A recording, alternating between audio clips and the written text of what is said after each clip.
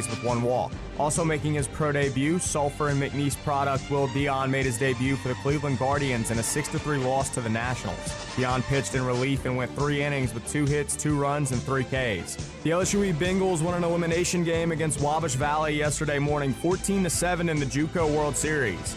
The Bengals hit for 4 home runs, bringing their single-season record up to 101. Now the Bengals will face Blinn College at 2 p.m. today in another elimination game in Grand Junction. The Oklahoma City Thunder moved out to a 3-2 lead in the Western Conference Finals after beating the San Antonio Spurs 127-114 last night. Shai Gilgeous-Alexander led the way for the Thunder, putting up 32 points with 9 assists. Now the series will move back to San Antonio for Thursday night's game in the Frost Bank Center. I'm Blake Purser, and you're listening to ESPN 103.7 Lafayette and 104.1 Lake Charles, your home for the LSU Tigers and the Houston Astros. The 2-minute drill has been powered by B1 Bank. Visit b1bank.com to find a location near you. Dynamic duos are nothing new to Louisiana sports fans. Breeze and Colston, Burrow and Chase. And here in Acadiana, we have our very own dynamic duo. You're beautiful. It's the big, bald, bearded, and beautiful one, Raymond Parch III. I'm sexy and I know it. And the man with the best head of hair in sports talk radio in Louisiana and Mississippi, James Meche. Here is RP3 and Meche on ESPN 103.7 Lafayette and 104.1 Lake Charles, Southwest Louisiana's sports station.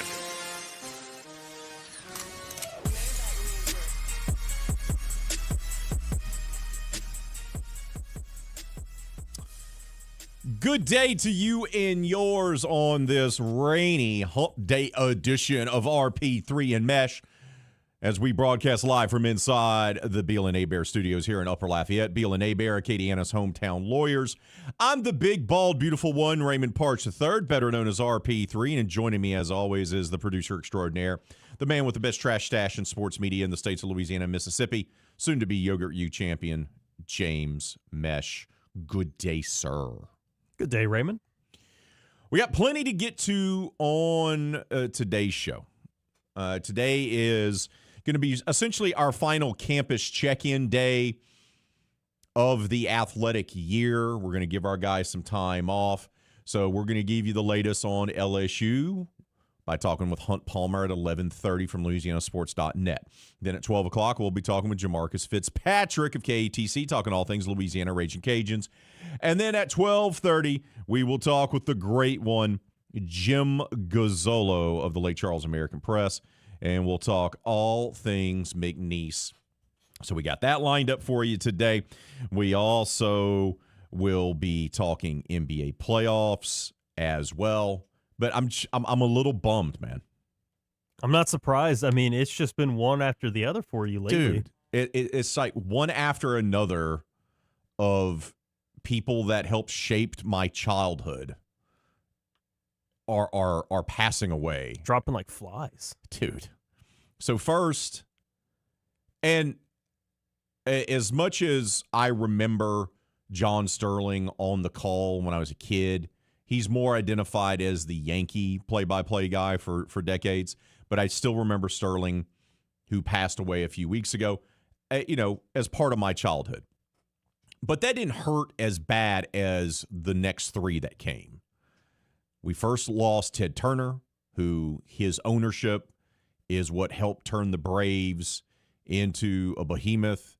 And he's the one that brought in Bobby Cox as general manager and then elevated him to skipper and, transformed my childhood and a lot of people's childhoods with creating TBS and creating CNN and basically saving wrestling in the South in the Atlanta region. So first we lose Ted, and then we turn around and we lose Bobby Cox, the skipper turned GM, turned back to skipper, who was part of that great run in the 90s. The man who had more ejections than anyone else in Major League Baseball history. Bobby was what we like to call fiery. Passionate. Passionate would be a good word. And now Bobby's gone. And now we find out last night that one of my favorite players growing up, some of my earliest Braves memories were on those teams that he helped lead, and that, of course, is Bob Horner. Many of you are probably too young to remember Bob.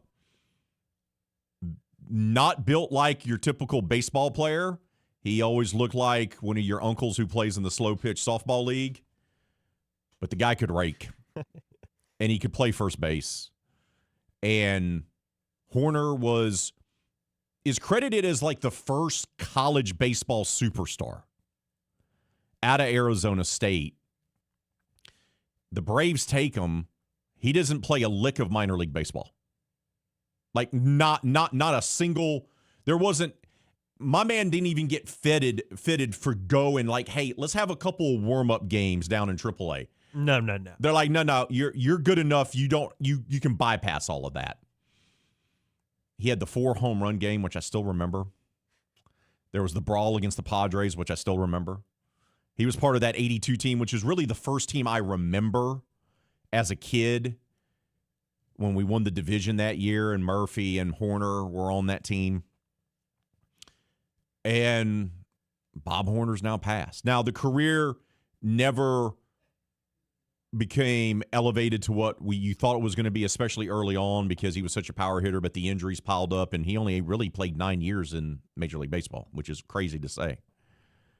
But now another key component of my childhood and my fandom as a Braves fan is gone. Ted Turner, Bobby Cox, and now Bob Horner. And I texted some of my friends last night, and I think I texted the group here at the station, and I was like, we need to protect Dale Murphy at all costs. Yes, because I can't take anything happening to Dale. You're going to be a mess. I would be an absolute mess. You're going to total mess. Total mess. I would not be shocked if you said, James, you're going to have to do the show by yourself tomorrow. And I'd be like, it's the middle of summer. What do you want me to talk about? Look, Father Time is undefeated. And look, Bob Horner was 68, but still, that's young. Like, that's just, and I know I'm getting to the age now where I'm almost 50, so the people that I grew up remembering, it's starting to come around. It's starting to come around, and I get all of that. I do.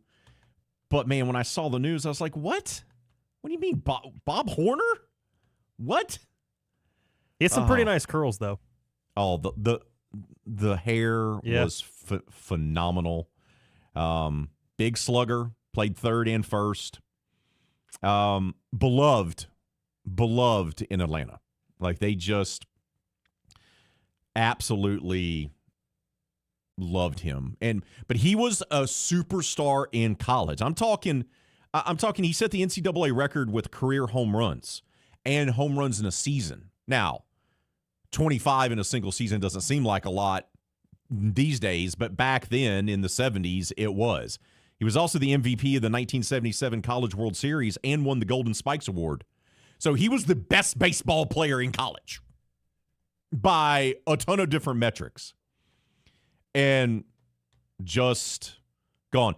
And what is, I don't remember it, even though I was alive, I don't remember it. He debuted in 78, and he hit a home run off of a Hall of Famer. Just boom. It is amazing. He hit 23 home runs his rookie season in only 89 games. They gave him Rookie of the Year. They're like, yeah, that's pretty good. That's pretty good. Homer every 4 games? That's pretty nice. Not even 4 games. NL All-Star, received MVP votes.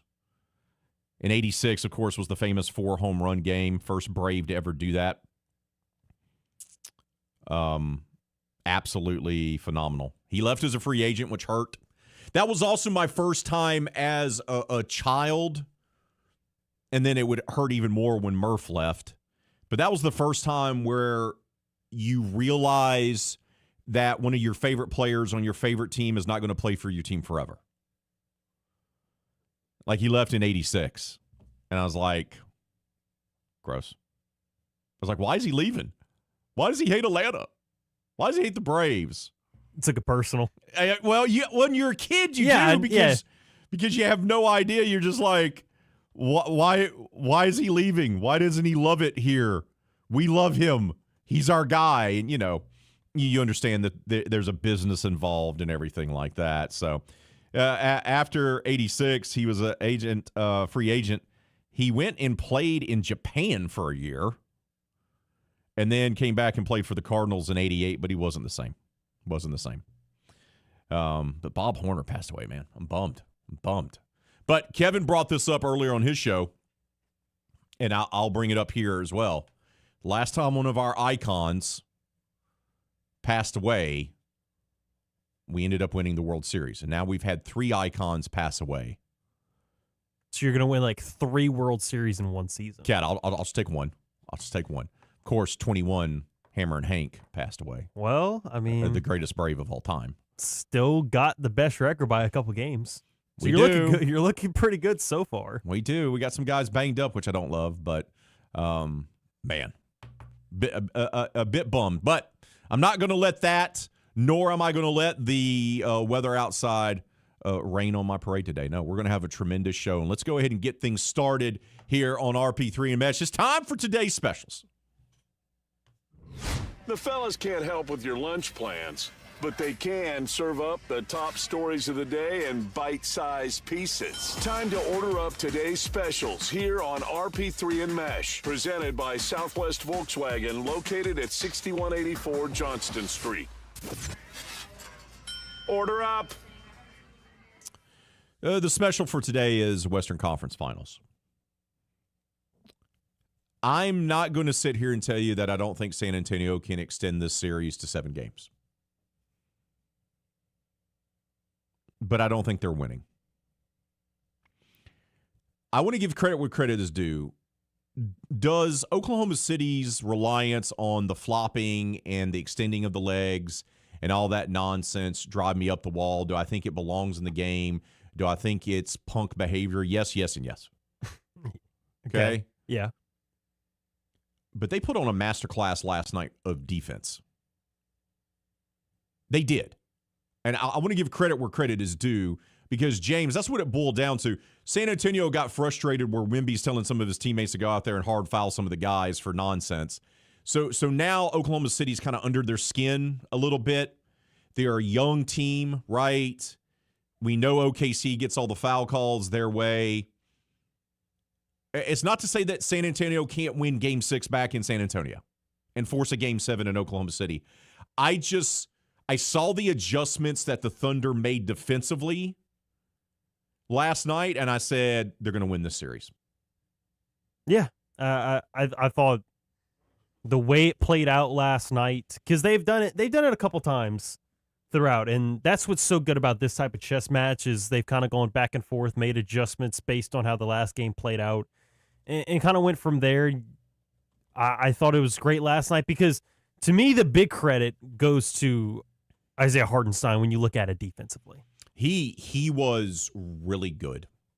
He was.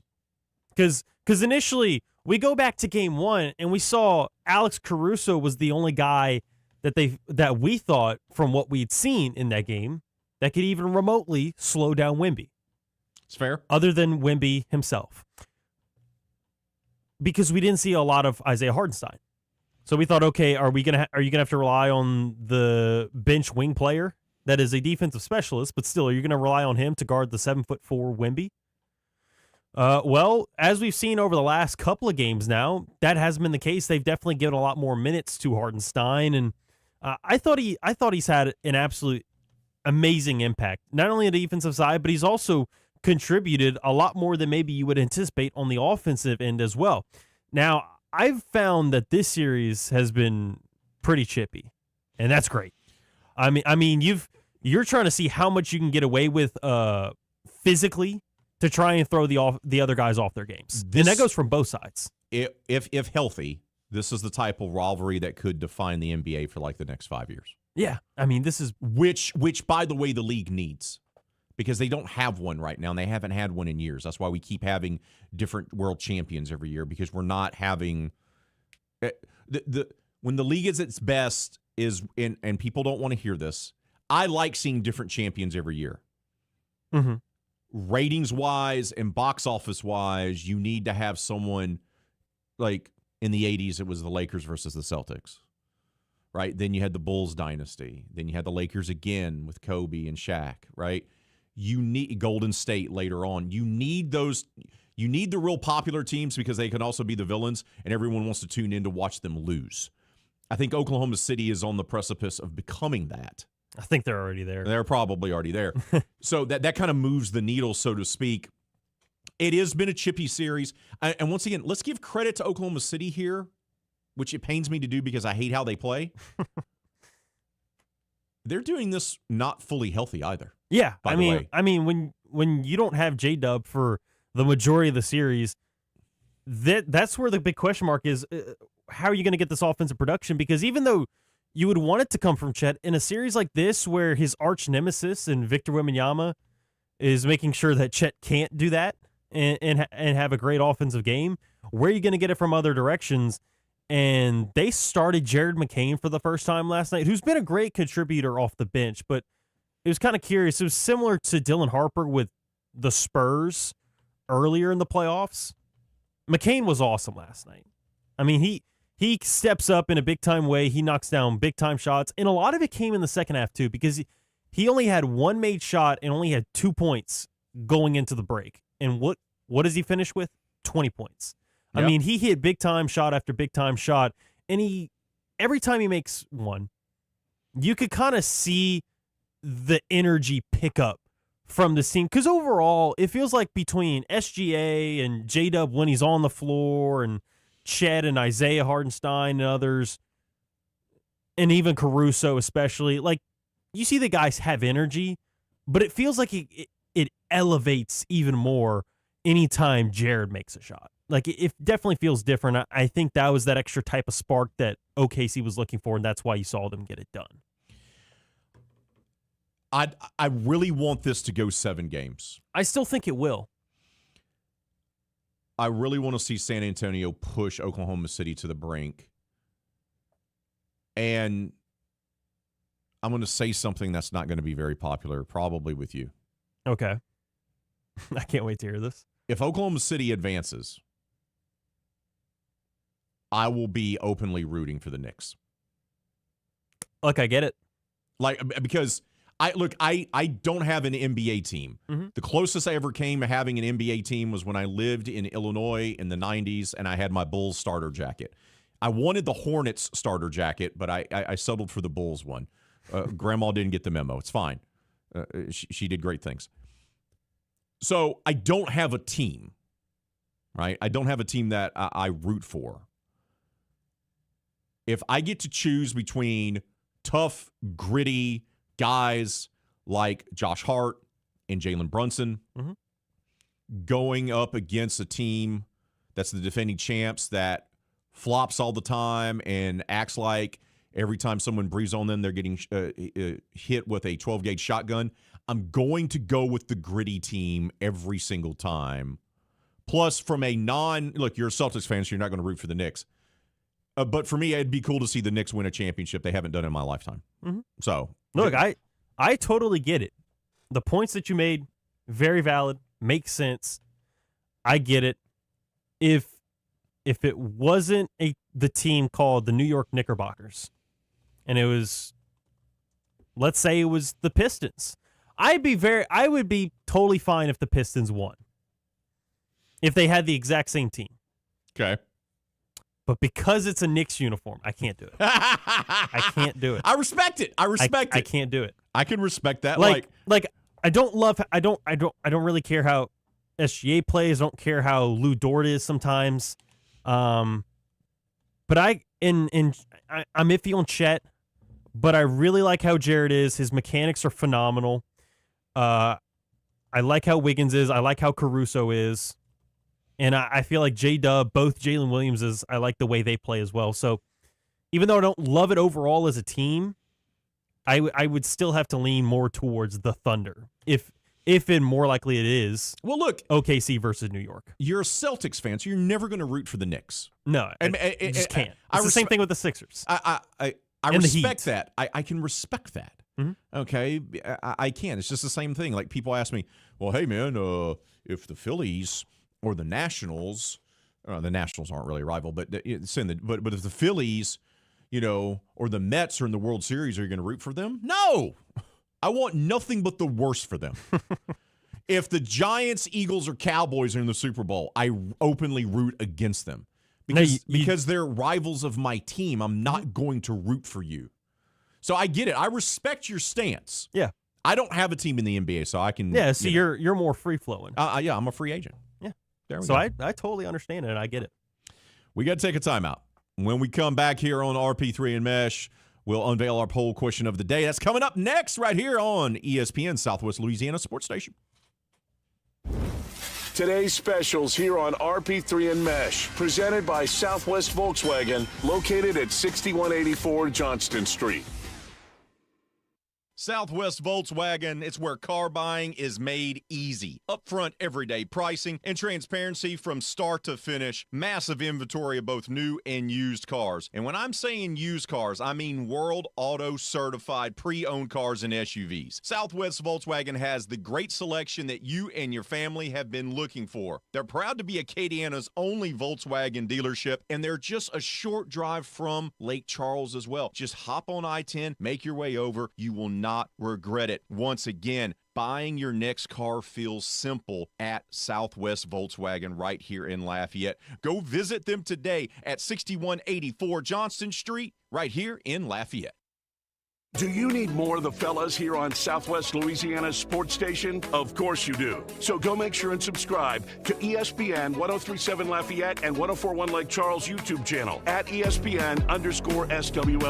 Don't forget to turn that bell on so you get notifications for new episodes of Fort Tire Change Podcast, where Dawson Iserlo talks all things NASCAR, or Cleats and Sneaks with James Mesh. Get yourself more of Southwest Louisiana's sports station at ESPN_SWLA on YouTube. MeTV is America's #1 classic entertainment television network. And here's one of the reasons everybody loves MeTV. Oh, it's a classic. The great comedy lineup on weeknights. This will be fun. Come on. With Mesh. Loaded with snappy comebacks. The Andy Griffith Show. I was just funning with Barney. And Everybody Loves Raymond. Now we got a show. Watch MeTV Acadiana on KLWB, over the air on Channel 50.1. Check your local cable listings for the channel in your area. Hi, I'm Nancy Landry. No matter what part of our great state you call home, Louisiana's elections are an important part of who we are. In 2026, closed party primaries will change how some of those elections happen, so you'll want to know what to do. Keeping your registration current ensures you'll get the right party-based ballot. Remember, this change only applies to certain offices. To learn more, visit govote.com or download the GoVote app. Paid for by the Louisiana Secretary of State's office. What is dementia? Is it the same as Alzheimer's? What is vascular dementia, Lewy body, FTD, TBI, and CTE? If someone has memory loss, does that mean they have dementia? Millions of Americans ask these questions every day. I did too, and I learned. My wife Ginny developed dementia. I didn't know what to do or what was coming next. I'm Kevin Jameson, volunteer and president of the Dementia Society of America. I'm excited to offer you a free guide to understanding dementia. It's filled with facts about dementia, care planning, how doctors can help, and ways to keep your brain as healthy as possible. The Dementia Society of America is a national nonprofit, and we're ready to answer your questions. You want to live life to the fullest. I know that. Ginny did too, and I'm confident that we can help. Get your copy of the guide. Go to 1-800-DEMENTIA.org or call 1-800-DEMENTIA. Thank you. I've been driving trucks for a long time. Safety is my #1 priority. I know that my truck has huge blind spots. That's why I remember to check my mirrors often for smaller vehicles. Everyone can help keep our roads safe. Next time you're behind the wheel, try to avoid lingering in those blind spots. It can be dangerous. Let's all plan to share the road safely. Learn how at www.sharetheroadsafely.gov.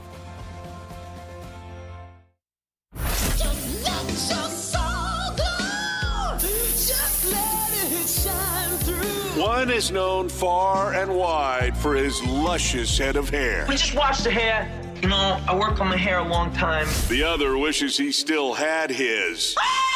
Back to more RP3 and Meche. It's time to unveil that poll question of the day. And on Facebook and on X, we had asked you, should the NCAA let Brendan Sorsby play football? Yes, no, or you don't care. The BP special.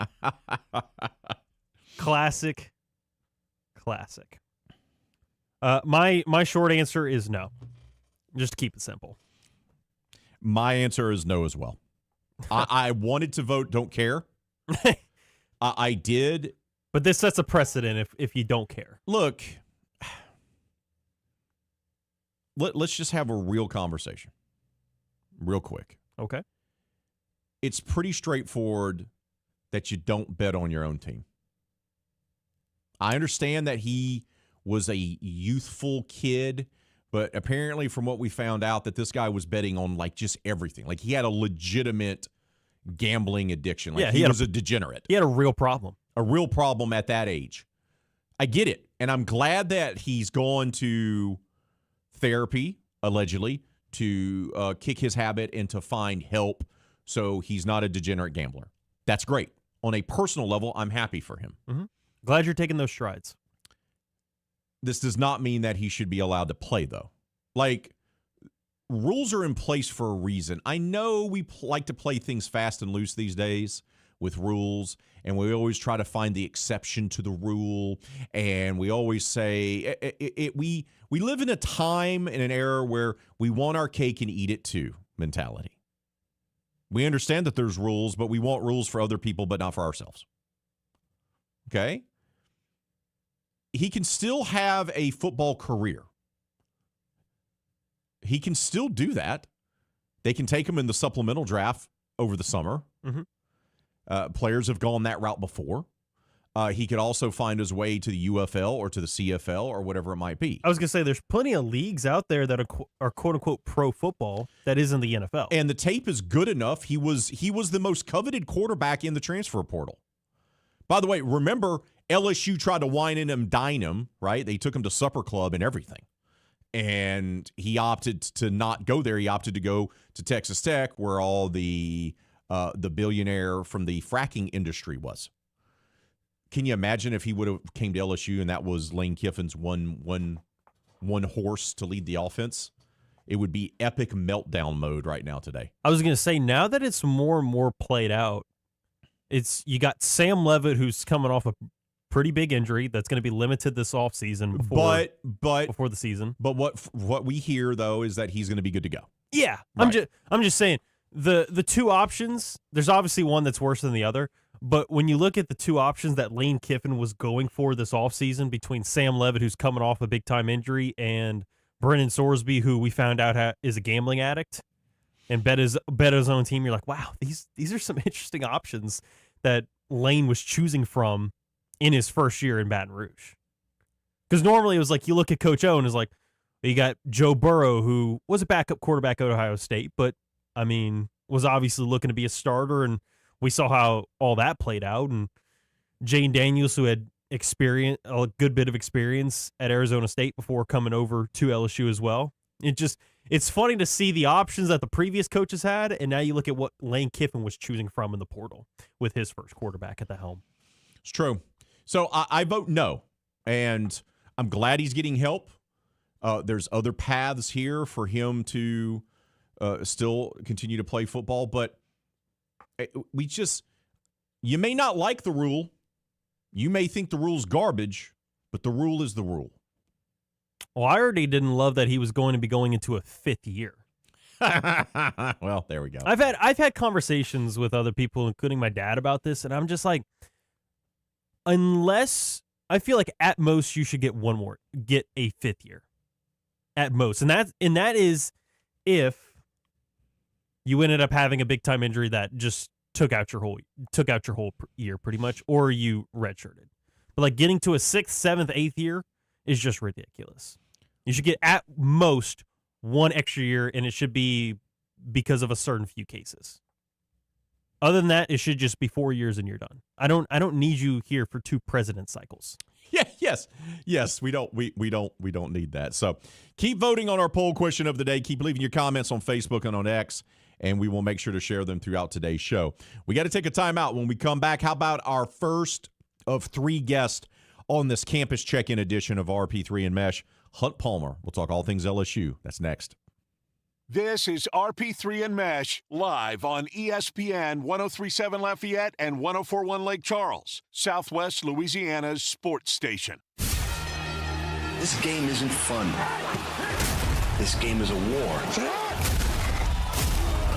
It's time for the 2-minute drill. Hurry it up, hurry it up, hurry it up. Powered by B1 Bank. Visit b1bank.com to find a location near you. Come on, let's go, you guys. Get in here, we gotta go fast now. The Texas Rangers beat the Houston Astros 10-7 in Dallas last night. It was a high-scoring night with the Astros hitting 4 home runs with Yordan Alvarez hitting 2 of them. And Jason Alexander gave up 9 runs on 6 innings of work with 8 of them coming in the first inning. Game 3 of the series will be tonight at 7:05 p.m., and it will be Mike Burrows versus Jacob deGrom. You can listen to it right here on ESPN 1037 Lafayette and 1041 Lake Charles. Former LSU Tiger pitcher Gage Jump was called up to the Athletics' 40-man roster yesterday to make his pro debut against the Seattle Mariners last night. Jump went 5 innings, giving up 9 hits, 4 runs, and 5 Ks with 1 walk. Also making his pro debut, Sulphur and McNeese product Will Dion made his debut for the Cleveland Guardians in a 6-3 loss to the Nationals. Dion pitched in relief and went 3 innings with 2 hits, 2 runs, and 3 Ks. The LSU Bengals won an elimination game against Wabash Valley yesterday morning, 14-7 in the JUCO World Series. The Bengals hit for 4 home runs, bringing their single-season record up to 101. Now the Bengals will face Glenn College at 2 p.m. today in another elimination game in Grand Junction. The Oklahoma City Thunder moved out to a 3-2 lead in the Western Conference Finals after beating the San Antonio Spurs 127-114 last night. Shai Gilgeous-Alexander led the way for the Thunder, putting up 32 points with 9 assists. Now the series will move back to San Antonio for Thursday night's game in the Frost Bank Center. I'm Blake Purser, and you're listening to ESPN 1037 Lafayette and 1041 Lake Charles, your home for the LSU Tigers and the Houston Astros. The 2-minute drill has been powered by B1 Bank. Visit b1bank.com to find a location near you. ESPN 1037 Lafayette and 1041 Lake Charles is the proud winner of 4 2026 LAB Prestige Awards, including Best Use of Digital Media, Foot's Friday Fury, Best Live On-Site Remote for our Super Bowl Radio Road coverage, Best Promotion for our No Shave November initiative, and Radio Young Professional of the Year for Dawson Iserloh. We're proud of being Southwest Louisiana's sports station and are humbled to be recognized by the Louisiana Association of Broadcasters. Where do you go when you're looking for action? Where do you go when you're looking for fun? New friends you're gonna meet, more fun than Bourbon Street. The Big Easy, where winning is easy. Life's too short, so jump on in, have all the fun you can. The Big Easy, where winning is easy. Hand of the Day is the new way to win at the Big Easy Casino. Each Hand of the Day equals 1 entry into the Big Easy bonus cash drawings. Bonus cash drawings take place on the last day of each month. It's never been so easy to win. Just watch as you play and notify your hostess when you get the Hand of the Day. The Big Easy, where the winning is easy. Gambling problem? Call toll-free 1-877-770-STOP. Life's too short, so jump on in. Have all the fun you can. The Big Easy, where winning is easy. Big Easy Casino across from Montreal. Your Honor, I would like to introduce exhibit number 1. MeTV is America's #1 classic television network. There can only be one #1, me. MeTV features over 60 of the greatest classic TV series each week. Go with the winner. Enjoy dramas, comedies, westerns, sci-fi, and more. You just watch me. Watch MeTV Acadiana on KLWB, over the air on channel 50.1. Check your local cable listings for the channel in your area. MeTV is memorable entertainment television. Hi, I'm Nancy Landry. No matter what part of our great state you call home, Louisiana's elections are an important part of who we are. In 2026, closed party primaries will change how some of those elections happen, so you'll want to know what to do. Keeping your registration current ensures you'll get the right party-based ballot. Remember, this change only applies to certain offices. To learn more, visit GoVote.com or download the GoVote app. Paid for by the Louisiana Secretary of State's office. Man, I loved playing high school sports growing up. And it's fun being a fan now, don't get me wrong, but sitting in the stands feels like I'm missing out on all the action, you know? I wanted to get back in the game, so I signed up to be a high school official. It takes me back to my playing days. I'm supporting students, and I get paid to make the big calls. Do you want to see the game up close? Sign up to become an official in Louisiana at highschoolofficials.com. Here we go. Let's head around the state we call the Boot to find out what's happening at the collegiate athletic programs in Louisiana. This is Campus Check-In.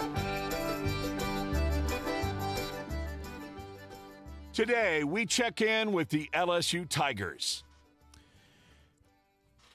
And we do so with our buddy Hunt Palmer of LouisianaSports.net, as well as host of the Hunt Palmer Show.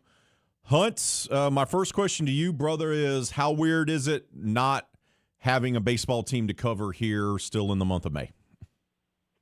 Yeah, I don't like it. I don't like it one bit, but it's not something that has come as a shock. I mean, I was pretty surprised in 2011 when they didn't get in. They were the last team that did not get in. I thought their resume stacked up. We've known for the last 3 weeks that this day was coming, so it's not as shocking as it was back then 15 years ago, but that was the last time they missed the field, so it's not something that happens a lot. How does Jay Johnson fix this? Like, look, he's a smart skipper. He's won 2 national championships out of the last 3. The man knows how to coach. He knows how to construct a roster. They just betted on guys this year that didn't develop like they thought, and that's just my personal opinion about that. But how do you think Jay is going to attack this to fix this roster for the 2027 season? Well, the portal is obviously vital. It technically opens on June 1st. There are guys that are making announcements that they're going in. You got to have a game plan ready and pieces to the puzzle that you're looking for to go out and grab. You can have them on campus. You don't have to get ready for another game. You don't have to fly to a super or fly up to Omaha and do Zooms from a hotel room. You can handle things from your office with your full staff ready to go. And you got to be ready to attack the transfer portal, and it's got to start with frontline starting pitching. You got to assess the roster that you got currently offensively, determine how those pieces best fit, and then go find the supplements to that. And I think that starts in the middle infield and then certainly in the outfield, and all that needs to have some speed and some contact hitting and some short swings, because you've got Kate Arambidi coming back. You've got Omar Cerna coming back. You've got Mason Braun coming back. You've got John Pearson coming back. You've got some thump in your lineup and some guys that can man the corner spots and can hit the ball out of the ballpark. You need some guys that can run and hit per average. And so they got to go find a lot of that. And then you've got to make sure you can defend. And they've got to do a lot better job of that than they did this past year. And he said this out loud. He said, look, we chased power last year in the transfer portal, and we tried to go get – and the 4 guys they got hit 60 home runs last year combined. And they hit 12 while hitting 240 at LSU this year. So they were crippled on defense. They didn't have guys that could hit. The guys that hit for power are the guys that they home grew with Jake Brown and Kate Arambidi, and Milam hit 10. And obviously Cerna had a monster power year as well. And so there's a lot. He's got to do a lot. They went 9-21. You're losing your entire outfield, and you got to go restock the shelves in the pitching department. So it's going to be a busy month for him, but he's done it before, and I think he'll do it again. Are they going to get Cooper back, right, for next year because of the injury? Cooper Moore, he has suggested he is planning on coming back. Now, obviously, he is draft eligible, and if somebody wants to take a pitcher coming off an arm injury who didn't pitch very much this past year, they can certainly do that. But he has suggested that he would like to come back. So it feels like he's going to be back. We know Derek Curiel is not going to come back, right? The money's going to be too much for him to turn down. What about Stephen Milam, though? Because Milam's glove is what teams are going to salivate over because of what he can do manning the shortstop position. But he is a little small, right? Comparatively speaking, for MLB standards. Is there give me a percentage on him coming back? 18%. I think it's low. I don't think it's zero, but I think it's low. The MLB teams, his glove is his best tool. They're not drafting guys early on gloves. They're drafting bats. You can find guys that can play defense. You need guys that can hit big league pitching, and there aren't very many of them alive. So you got to take bats. He, I think, profiles, and it only takes one. And he's got a lot of pros and a lot of cons. He can play defense really well. He can switch hit. He does have a little bit of pop in his bat. Not a lot. He's short, but a little bit. But he doesn't run great, and he's really short, and there's not a lot of projectability on that. So there are a lot of pros and a lot of cons there. But he is probably somewhere between a third and an eighth-round pick. That's in the six figures range. Obviously, it decreases from the third down through the eighth. And it's just a matter of whether or not the offer is right, how much LSU is willing to offer him on this end, how much he likes being a college baseball player, and how much he's willing to sacrifice six figures in terms of MLB signing bonus for next year. Those are questions I can't answer. Only Steven and the people that he tells can answer. And so it's unlikely to me that he would forego his leverage to come back and play college baseball. But I do know that he likes it at LSU. I do know that Jay Johnson would welcome him back, and I would imagine would be fairly aggressive if he sees that door open. But I don't foresee it happening. Hunt, I know primarily you're not locked into softball because you're more of a baseball guy and a football guy. But I want to ask you like a bigger picture question about Beth Trina. I think she's a very good coach. I know she had the immense amount of success early on where they went to Oklahoma City for the Women's College World Series, and that's something they haven't done in quite a while. But she has her program ranked in the top 25 nearly every year. They're winning regionals on a regular basis and getting to at least the supers. My question to you is there any pressure whatsoever for her to do better, or is she kind of lost in the shuffle because the priority at LSU and at most SEC universities is football and then basketball? Verge Osbury came on our station, and Matt Moscona asked him, hey, can you be good at everything? And Verge's answer was, that would be very expensive. And I think that's what it boils down to. I don't know that. Verge is brand new at this position. I can't speak to his investment in every single sport. But it would stand to reason that when you're paying a fired football coach as much as they're paying Brian Kelly, and a new football coach $100 million and $40 million to the football roster, and Will Wade's going to try to get his $12 million to do basketball, and Jay Johnson's banging the table because he wants more for baseball, you understand, and Kim Mulkey as well, you understand that some things can get lost in the shuffle. And the bottom is certainly not falling out from Beth Trina in the softball program. You mentioned they were in a super this year. They're in the final 16. They're playing the number one team in the country. They won some series in SEC play this year, and they're consistently a host team and all that kind of stuff. So my opinion, which is based on just an educated guess, not fact at all, is that LSU is probably not in a hurry to make a move with softball with the investment they've got to put everywhere else. That would just make the most sense to me. And I agree with you because that makes the most sense to me as well. Give me your thoughts on what you heard from a distance from the Lane Train, who's had a very busy offseason in front of a microphone, there at the meetings in Destin. Yeah, still getting questions about leaving Ole Miss and what about Florida and that kind of stuff, which eventually will die down. It certainly won't the third week of September, but eventually will. And then talking about the SC championship game, and I know that Greg Sankey wants to keep that around because there's a ton of revenue in it, and revenue is king, and there's a lot of changes being made. And I don't know if you saw this, but 45 minutes ago, Ross Dellinger has a report up about a new proposal from Congress to revamp significantly the way college sports are run. So there's just a lot of talking right now without a ton of substance. And I think that's where Lane's press conference came for me yesterday. It's like, yeah, off to a good start. Sam Levitt's running 21 miles an hour. I like it at LSU. I can't make everybody happy when I make a career move from Oxford to Baton Rouge, and that's obviously what's happened. But I just felt it was the right opportunity, and I didn't think there was a ton more meat on the bone. I'm pretty candid on my show in terms of reaction to press conferences. I think 80 to 85% of them are nothing, are just not important. They're coach speak, and they don't generally know. There are 15% that I'm keyed into.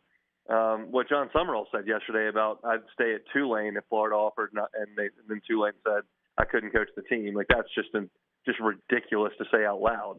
But most of the time, there's not a ton of meat on the bone, and I'm okay with that. And I think that was kind of the case yesterday. We're talking with Hunt Palmer, host of the Hunt Palmer Show and contributor for LouisianaSports.net. For our first campus check-in of the day, we're talking LSU Tigers. And Hunt, I want to ask you one quick one about the men's basketball team. We've obviously seen a whole lot of basically pro players come over to LSU. At this point in time, with how iffy some of these moves are and how legitimate, are you expecting a couple of these guys just not to be able to play for LSU? Because we know they've had to take some players to court to figure out if they're eligible or not. Yeah, I think the courts are probably going to get involved, is what it appears to me. And I think Jan Mador, the soon-to-be 26-year-old from Greece, is right there. Sorry, not from Greece, from Israel, is probably number one on that list. And then clearly the R.J. Lewis situation, where he left his spot there at St. John's and has been in part of two NBA organizations. Those are the two that, to me, are the most egregious here, where you got a 26-year-old who's been playing professional basketball for 6 or 7 years, and you've got a player who forewent his college eligibility, went into the NBA draft, and then signed a two-way deal with Utah and was traded to the Celtics. Like, those two are the ones that are raising the most eyebrows, and I think we'll probably have to end up in court. I'm not smart enough to know, based on what judge is getting what, where, if the likelihood. When I am scouting this team, putting it together, I kind of leave those two out. I'm aware of where they are. I'm aware of what they do. I'm aware of what they would mean to the team. But when I'm forecasting what this team looks like this coming season, I don't include them very quickly. And really, with that, you're also just putting more stock into, okay, just go find more of those other players. Not necessarily Lewis and others, but more just the guys that are more surefire, but still are in a similar mindset and a mold of what Will Wade's been going to get. Yeah, it's interesting because he said they're going to, quote unquote, pay 7 or 8 guys. That doesn't mean the rest of the roster gets 0, but it means when they allocate the funds, they're not going to chop it up into 12 different pieces of the pie. They're going to significantly slant that money towards the first 8 and then backfill with whatever they have left. And if you significantly invested in a couple of guys that don't play, I'm curious as to how much they're guaranteed, if it's 0 or 100% of what you promised them, and whether or not you got the money to go get some more players. And then I don't know where the players are. Like, you're talking about a transfer portal that's pretty dried up from an American college perspective, especially when it comes to high-profile names. So Will Wade knows more than me about the legality of the situation, what's available and who he has talked to and who's committed and who hasn't. But right now, it just feels like they're a little bit short. Again, but he knows more than me, and he's really good at putting rosters together, so I'll just wait till the dust settles. He said it may go into August, and we're sitting here in May. As an overall perspective type of thing with the whole athletic program over there at LSU, from the expectations to everything that played out, how would you grade this 2025-26 athletic year for the Tigers? Well, with respect to Kim's team that did a good job, the golf teams were very good. Tennis was up. Like, the lead dogs were a failure. I mean, football failed, men's basketball failed, baseball failed. That's the biggest 3 on campus. Now, women's basketball was good. They didn't quite get where they would like to be, but they were good. But the money drivers are those top 3. They're the ones that garner the most attention, and they were as bad collectively as they've been since 1975-76. First time since that year that LSU has had a losing SEC record in all 3 of those sports. So it's as bad as it's been in my lifetime. It was a disaster, but they've made changes at two of those spots with Lane Kiffin and Will Wade, and Jay Johnson's got 2 national championships in the last 3 years. So I think things will be okay here, but it was a bad 8 months. What are you going to do with your extra time off now that LSU baseball is done earlier than we anticipated? Are you going to be on the golf course more? Probably not. I'm probably going to watch more Blippi and Danny Go and Bluey as opposed to go to the box or Omaha, which, look, family time is wonderful. I kind of like going to Omaha, so let's hope we can change that around next year. We'll make sure the family doesn't hear that portion, but we won't share that with them. They're well aware. I'd rather watch LSU play baseball in a super regional than watch Danny go. It is what it is. It is what it is. Thank you for making time throughout the entire athletic year, brother. We'll have you on, obviously, as we gear up for SEC Media Days, but enjoy your summer as much as you can, brother. Sure will. Y'all call anytime. Thanks. We got to take a timeout. We'll wrap up hour number 1 next. This is RP3 and Meche live on ESPN 103.7 Lafayette and 104.1 Lake Charles, Southwest Louisiana's sports station. To sweeten the mood, how about some ice cream talk? Well, let me tell you, Bluebell Ice Cream, they've been making the best ice cream in the country for more than 100 years and now unveiled a new summer flavor called Black Raspberry Fudge. This ice cream features a sweet, tart blackberry raspberry base blended with dark chocolate chunks with a rich fudge swirl. It's currently available in half-gallon and pint size at most retailers, but only for a limited time. You can find Black Raspberry Fudge along with all of your favorite Bluebell ice cream flavors at your local grocery store. So make sure to pick up a pint or two of Bluebell ice cream today. ESPN 103.7 Lafayette and 104.1 Lake Charles is your home for the Houston Astros. And the Astros stun the Mariners. Hunter Brown, Yordan Alvarez, and the rest of the Astros are looking to get back to the postseason. You can listen to every pitch, hit, and thrilling victory of the Houston Astros. Incredible! As Robert Ford and Steve Sparks will be on the call. Tune in this season for live Astros baseball on Southwest Louisiana's sports station. Did you know you can get great tasting Clear Springs artesian water delivered to your office or your doorstep at home? Clear Springs is 100% local with their own bottling facility at the world-famous Kentwood Aquifer, no chemicals added. Just pure Kentwood, Louisiana artesian water. Clear Springs Water offers delivery of 5 or 3 gallon water service with a hot and cold temperature water cooler or even single-serve bottles delivered to your home or office. Easy to reach, clearsprings.net, then contact us tab or 337-519-3563. It's May, and spring is finally here. A time of growth, renewal, and hope. And what better time to kick off Mental Health Awareness Month? Johnwell Therapeutic Services are proud to highlight May as National Mental Health Month. Remember, it's okay to ask for help. Reach out to a friend, family member, or professional if you need support. It's okay to take things one step at a time. You're not alone. Johnwell Therapeutic Services, proud supporters of National Mental Health Month. It's the Cajun Heartland State Fair. LUS presents the Cajun Heartland State Fair, now through May 31st at the Cajun Dome. Experience the thrill of the AMP Midway, or step back into Jurassic times with the Dinosaur Takeover and Mini Golf Challenge. Mosey on down to Cowtown to visit the Barn and Petting Zoo. Discover new tricks at Magic Mr. Nick's, and groove to live music daily at the Coca-Cola Community Stage. Don't miss the 38th annual Cajun Heartland State Fair, now through May 31st at the Cajun Dome. For fair hours, tickets, and more information, visit CajunDome.com. The Cajun Heartland State Fair. Go, go, go, go. Fun, fun. Go, go, go, go. Fun, fun. Go, go, go, go. Fun, fun. Misfits Dine and Drink, a destination restaurant in Broussard, is constantly evolving. Dine in for great food and a great atmosphere. Whether it's lunch, dinner, or brunch on Saturday or Sunday, stop in to enjoy a handmade gourmet pizza or one of their delicious pastas. Take a sip of their new and seasonal craft cocktails and mocktails. And don't forget dessert. Try the birthday cake bread pudding. Whether it's new menu items or old favorites, come to Misfits for a great food experience. It's classic Italian with a modern twist. Misfits Dine and Drink, 200 Heritage Parkway off Highway 90 in Broussard. This is ESPN 103.7 Lafayette and 104.1 Lake Charles, broadcasting live from the Beal and Hebert studios in Upper Lafayette. Beal and Hebert, Acadiana's hometown lawyers. Back to more of Southwest Louisiana's sports station. Oh, man. I just saw some highlights on the Twitters, the X, about back in the day, Kobe versus Carmelo, when Carmelo was with the Nuggets, and how much they checked each other and how much they were physical with each other, defending each other in the playoffs. Man, what a time to be alive.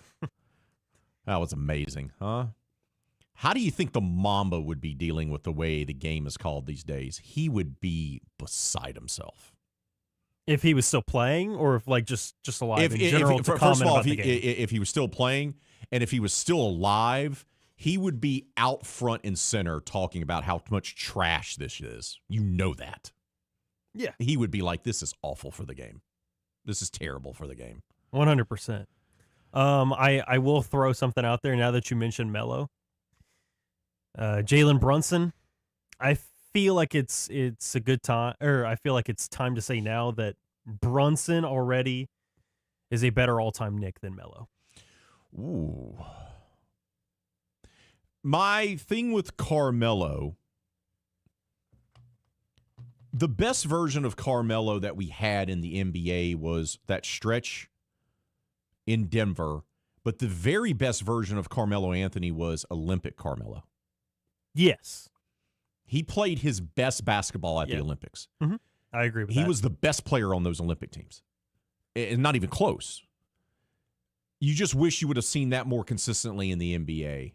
You just did. I always thought, man, if he would have been paired up with some better players, what would have happened when he was still in his prime? But it just never happened. I loved his game, though. He was a great scorer. Just, hey, go get buckets. That's the guy to go get you some buckets. Lethal jab step. Oh, dude. And he made it look so easy. Yeah. It's like, oh, I could do. No, you can't. I was saying that I tried. I'm like, man, why aren't you moving out of the way like people do with Carmelo? There's a lot of hate on Melo. People try to hate on him like they do James Harden. It's not the same. It's not the same. It's really not. It's not. Hour 1 is in the books. Hour number 2, we're kicking off talking Raging Cajuns with Jamarcus Fitzpatrick. That's going to be next. Looking for your next firearm? Come visit Louisiana Gun Shop in Broussard. We've got financing options, 12 months same as cash, plus layaways up to 90 days. With a wide selection of new and used guns, we've got something for every budget, big or small. Have an old gun collecting dust? Trade it in or turn it into cash. Need parts? We've got the largest selection of AR-15 components in the area, from springs to grips and buttstocks. Explore our ever-changing used inventory online at LouisianaGunShop.com. Louisiana Gun Shop, your one-stop shop for firearms and more. Need peace of mind with your estate planning? Turn to Beal & Hebert, your trusted hometown lawyers. At Beal & Hebert, we make estate planning simple and stress-free, ensuring your legacy is secure and your future is in the right hands. Don't wait. Schedule your consultation today at BealHebert.com. That's BealHebert.com. Safeguarding your tomorrow today. Hello, Acadiana. Cajun Culture, your #1 full-service dealer for new, used, and custom golf carts. Perfect for on the job site, the neighborhood, or even out on the green. We are the only authorized dealer of American-made E-Z-GO and Club Car here in Acadiana. For all your service, sales, and mechanical repairs, we got you. So don't wait. Roll on over to CajunCarts.com or stop by our Lafayette location by the Jockey Lot and see why we've been Louisiana's golf cart headquarters since 2003. Cajun Carts. Why walk when you can ride? Oh, look who's here. Everybody Loves Raymond is on MeTV. Who told you that? Raymond! America's #1 classic TV network. Nothing even comes close. Enjoy 2 back-to-back episodes every weeknight. We're doing it twice. Watch Everybody Loves Raymond. Yeah, it's all about you, Raymond. Weeknights starting at 8 on MeTV. Watch MeTV Acadiana on KLWB, over the air on channel 50.1. Check your local cable listings for the channel in your area. Live from Upper Lafayette, this is ESPN 1037 KLWB Carencro Lafayette, KLCJ-FM Oak Grove Lake Charles 1041, a Delta Media station. This game isn't fun. This game is a war. It's time for the 2-minute drill. Hurry it up, hurry it up, hurry it up. Powered by B1 Bank. Visit B1Bank.com to find a location near you. Come on! you, guys. Get in here. We got to go fast now.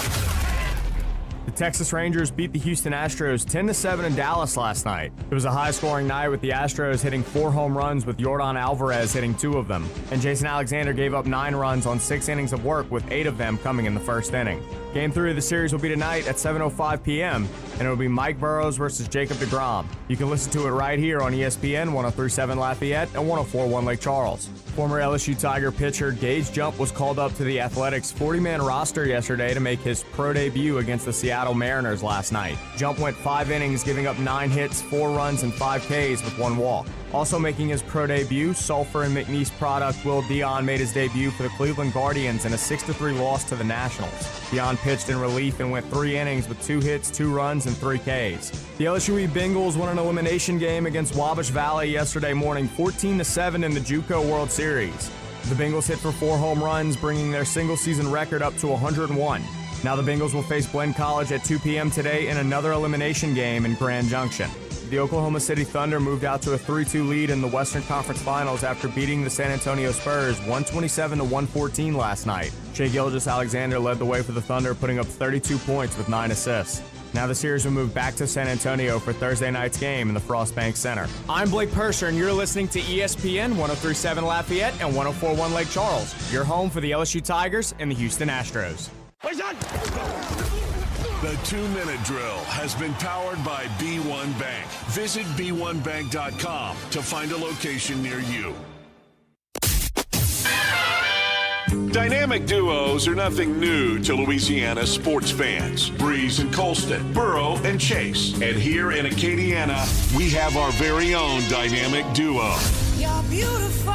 It's the big, bald, bearded, and beautiful one, Raymond Parch III. I'm sexy and I know it. And the man with the best head of hair in sports talk radio in Louisiana and Mississippi, James Meche. Here is RP3 and Meche on ESPN 103.7 Lafayette and 104.1 Lake Charles, Southwest Louisiana's sports station.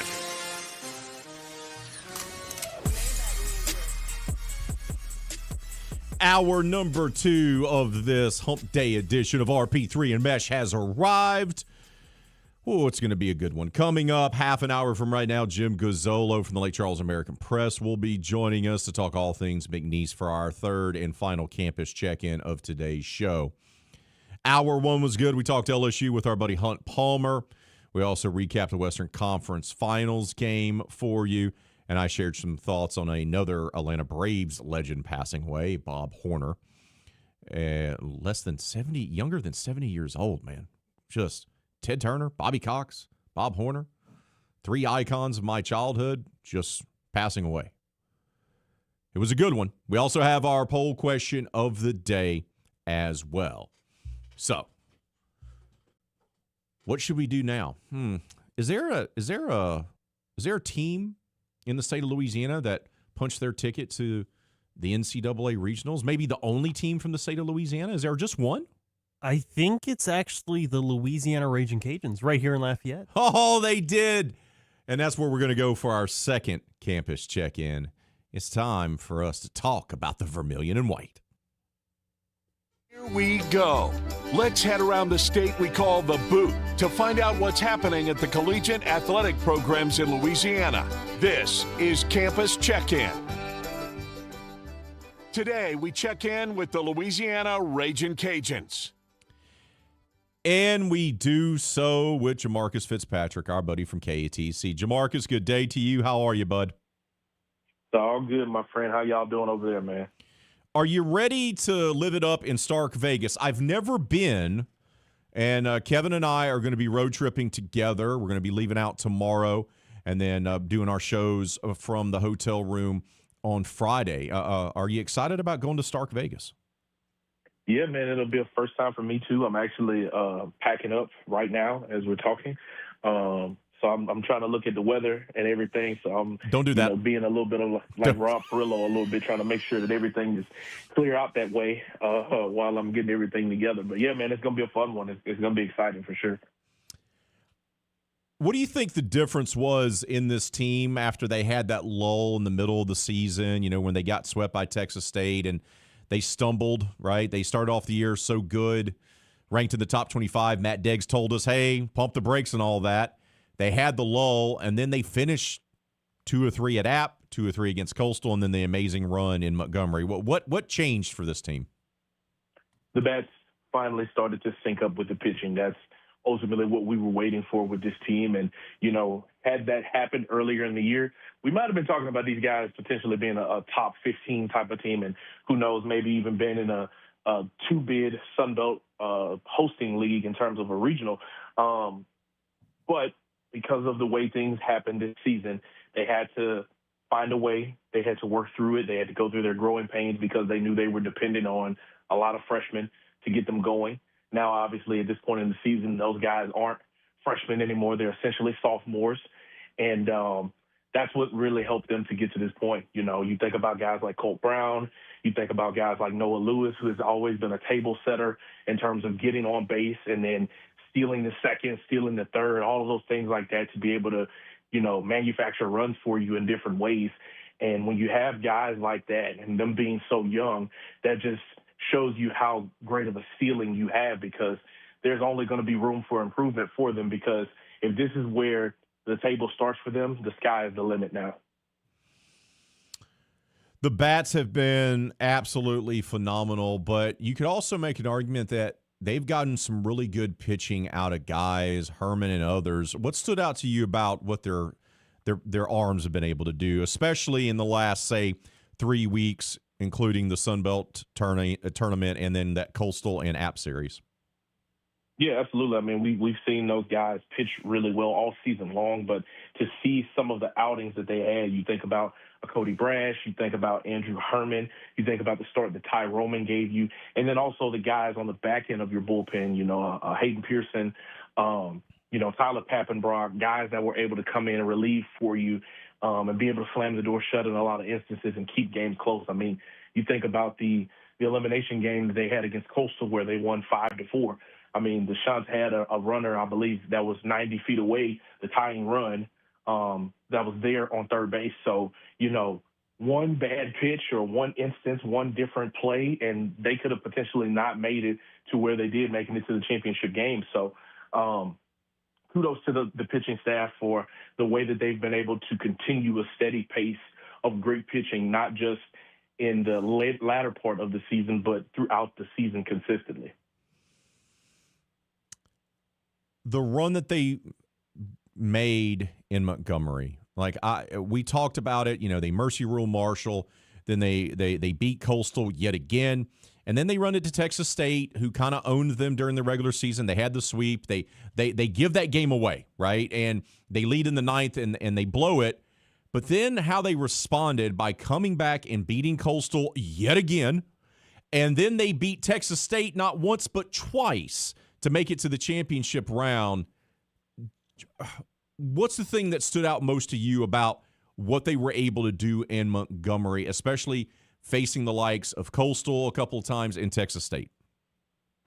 Yeah, you mentioned about them having to deal with all of that. Not to mention they had to do it in 2 different locations. Like the first part of it was there in Montgomery, and then they had to travel an hour to Troy because of so many different weather delays. So that just shows the level of resiliency of this team, and that they are fighting to do whatever it takes to keep playing baseball together, staying together as a team for as long as possible. So it doesn't matter who, what, when, or where. They're going to try to go out and play the game, and they're going to play to win. And that's what's really sustaining them at this point in the year.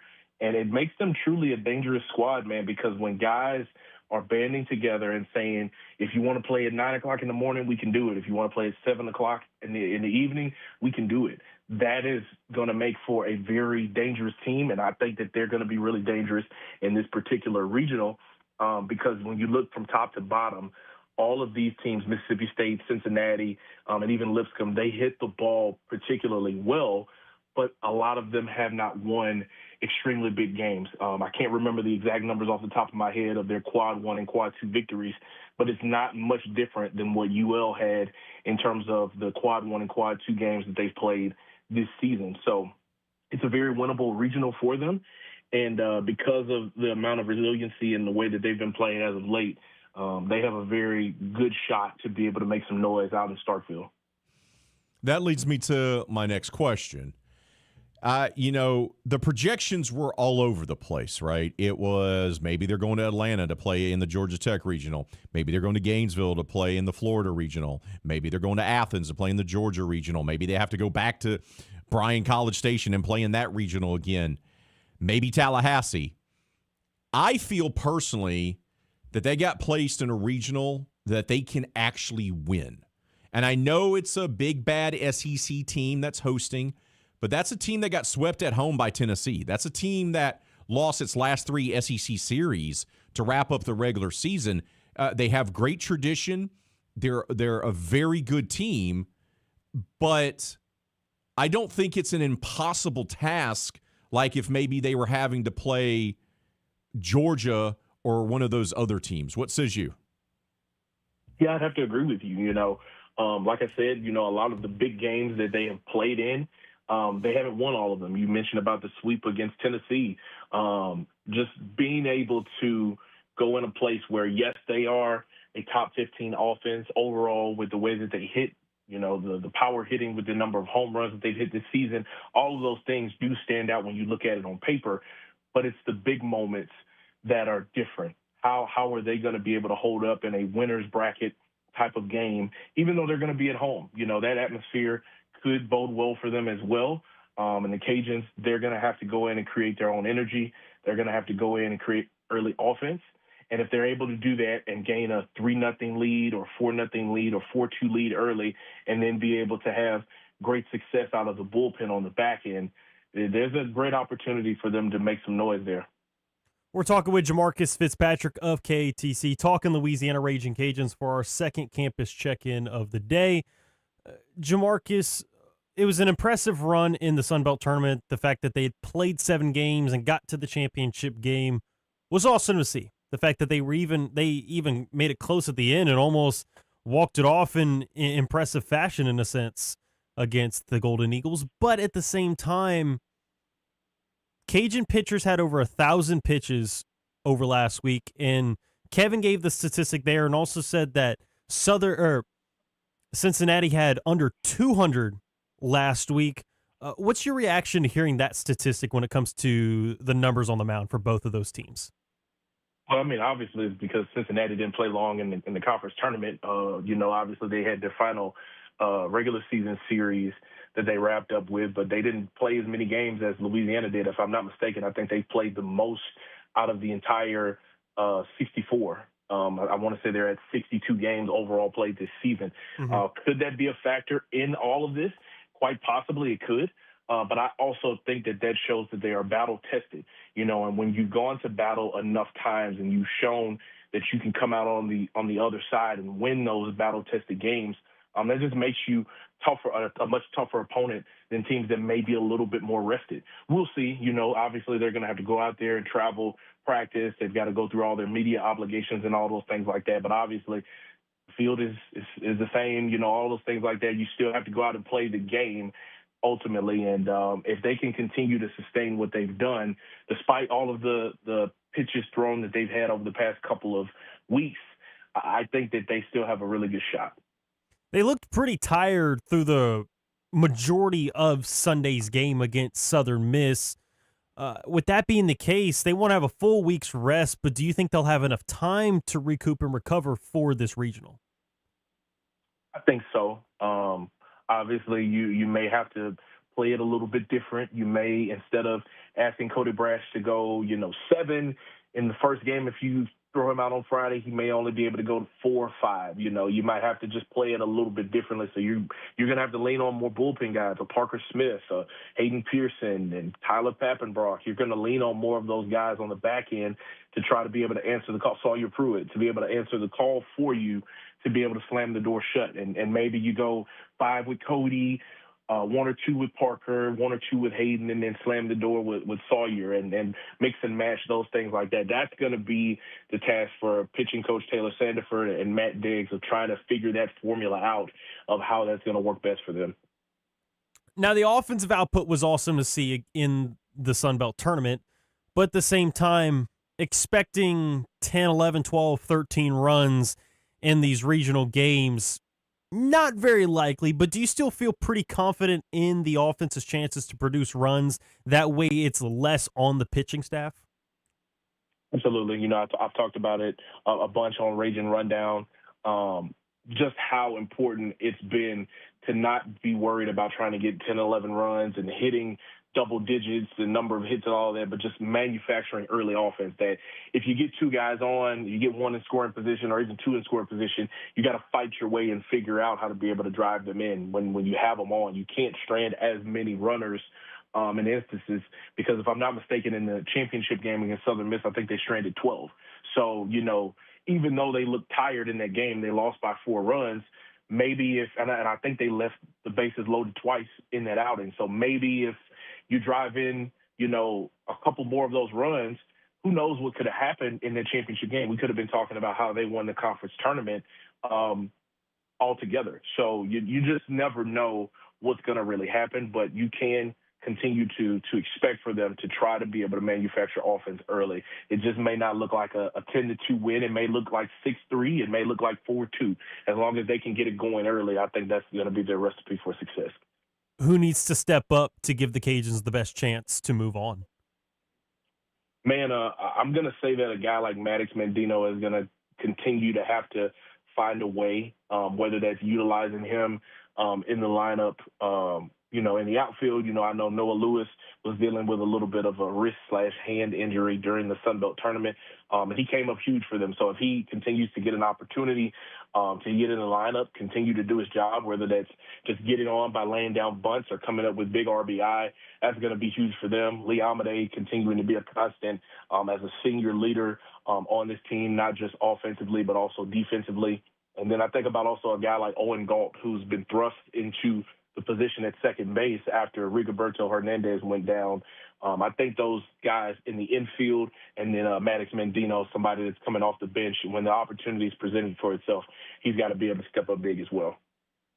From an overall standpoint with the conference, seeing 5 teams get into the tournament when people thought maybe it was going to be 3 or 4, this is just awesome representation for the Sun Belt to show, like, this is a legit league in this sport. Yeah, no doubt. I think that it's a huge hat tip. Like we knew coming in, Coastal and Southern Miss were going to get their opportunities. You know, obviously Coastal fumbles their chance to be able to host a regional, but they still were going to be able to get in because what they were able to do during the regular season and the leg room that they've created. But you think about how Troy battled down the stretch. You know, they played that morning before the championship game to try to be in, and they battled Southern Miss all the way to the very bitter end, so they get an opportunity as a part of the last 4 in. And then Texas State as well, you know, I think because of the series back and forth that they had overall, the matchup with UL, that's what made it to where you had to say, man, both of these teams should have an opportunity to get in because they were so close in the way that they battled each other. They've proven that it's a quality league, and when they go head-to-head, that it's going to be some good baseball that's always played. And so big hat tip to the conference overall for getting 5 teams in, and now we'll see what kind of magic they can make happen over the regional weekend. It's amazing stuff. As always, Jamarcus, we appreciate you coming on. Keep up the tremendous work you're doing over there covering the Louisiana Raging Cajuns, and we'll get you back on soon, all right? Absolutely. Thank you, fellas. We're going to go ahead and take a timeout. When we come back, open phone lines. If you want to talk about NBA playoffs, the Cajuns getting into regional play, or anything else that's on your mind. Or the passing of Bob Horner. Yeah, I mean, I definitely know we've got some Braves people out there. Give us a call. The hotline is going to be open this next segment. 337-706-0111. That's 337-706-0111. More RP3 and Meche coming up. This is RP3 and Meche live on ESPN 1037 Lafayette and 1041 Lake Charles, Southwest Louisiana's sports station. May is Military Appreciation Month, and ESPN 1037 Lafayette and 1041 Lake Charles and Nolan's Lawnmower Sales and Service off I-49 in Carencro are honoring our military all month long. Nolan's Lawnmower Sales and Service owners Stacy and Dawn Benoit would like to take this opportunity to recognize all of our service members, veterans, and families. Nolan takes pride in honoring all military personnel and first responders by offering special discounts on its zero-turn mowers. May is Military Appreciation Month, and we salute you. Powered by Nolan's Lawnmower Sales and Service in ESPN 103.7 Lafayette and 104.1 Lake Charles, Southwest Louisiana Sports Station. Make sure to set your alarm and tune in Saturday mornings at 10 o'clock for Sports Shorts here on ESPN 103.7 Lafayette and 104.1 Lake Charles. Join me, Ronnie Rance, and the Sports Shorts team of Tommy Christsan, Hunter McCann, and the crazy man, Joel Davis, as we break down the sports and teams that you love. The LSU Tigers, New Orleans Saints, and everything in between. Tune in Saturday mornings from 10 to noon for Sports Shorts here on Southwest Louisiana's Sports Station. Looking for a great midweek treat? Come to Mezcal Mexican Restaurant every Wednesday and Thursday and enjoy their sizzling fajita special. $13.99 plus tax all day long. Don't forget all day 2-for-1 margaritas. Are you planning a large party? Let Mezcal handle it. Call 337-484-3298 and Mezcal will take care of everything. That's a fajita special, $13.99 plus tax all day Wednesday and Thursday at Mezcal Mexican Restaurant, 3546 Ambassador Caffrey, next to Rooms to Go. Come taste the flavor of Mezcal.